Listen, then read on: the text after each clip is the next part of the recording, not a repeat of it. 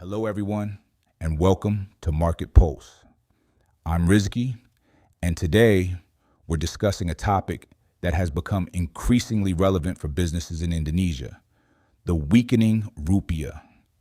At first, currency exchange rates may seem like something only economists or financial analysts worry about. But in reality, changes in the value of the rupiah can affect business owners, employees, consumers, and even everyday purchasing decisions. So, what does it actually mean when the rupiah weakens? Simply put, it means the Indonesian rupiah loses value compared to stronger currencies, especially the US dollar.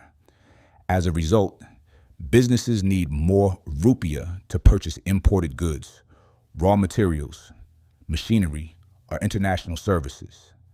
This creates immediate challenges for businesses that depend on imports. Manufacturing companies, technology retailers, restaurants using imported ingredients, and pharmaceutical businesses are among the first to feel the impact.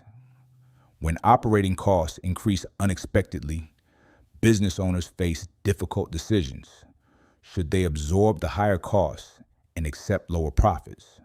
Or should they increase prices and risk losing customers? For many small and medium-sized businesses, this situation is especially difficult. Unlike large corporations, smaller businesses often lack financial protection, such as currency hedging strategies, strong cash reserves, or long-term supplier agreements.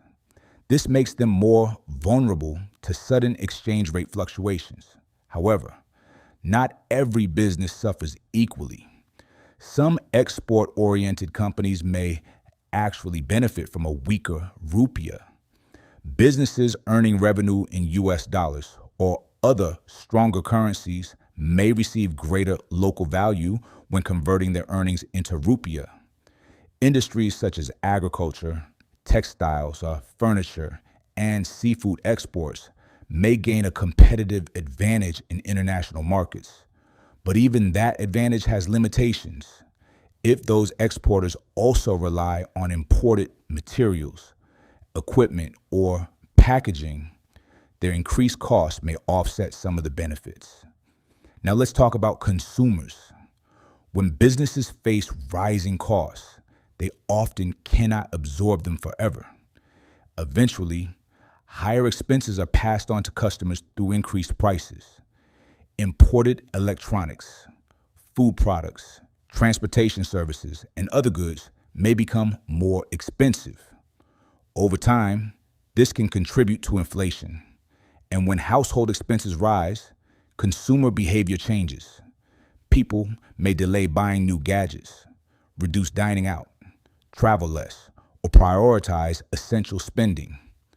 This reduced consumer activity can affect businesses far beyond import-dependent industries. So, what can businesses do? First, they should evaluate their supply chains and identify opportunities to use local suppliers instead of imported ones. Second, operational efficiency becomes essential. Reducing waste, improving productivity, and controlling unnecessary expenses can make a significant difference. Third, pricing strategies must be approached carefully. Businesses should avoid emotional or reactive decisions and instead understand how customers may respond to price changes. Fourth, strong cash flow management becomes critical. During uncertain economic conditions, liquidity can determine whether a business survives or struggles. Most importantly, business leaders should recognize that currency risk is not only a financial issue. It is a strategic business issue that affects operations, competitiveness, customer behavior, and long-term sustainability. A weakening rupiah certainly creates challenges, but it also reveals which businesses are adaptable, resilient, and prepared for uncertainty. That's all for today's episode of Market Pulse. I'm Rizki. Thanks for listening and see you next time.